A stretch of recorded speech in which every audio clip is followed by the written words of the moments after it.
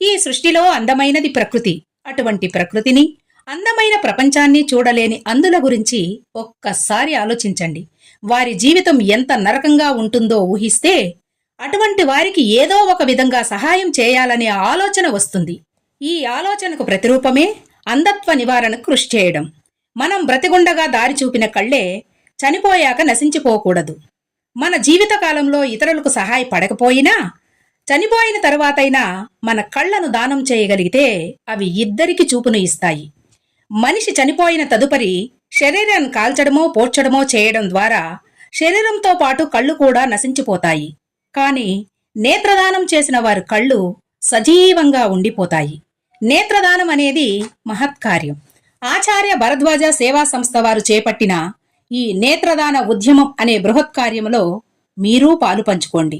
నేత్రదానం చేయండి, అందులకు వెలుగునివ్వండి. కళ్లను కాటికి పంపకండి, అందులకు కానుకగా ఇవ్వండి.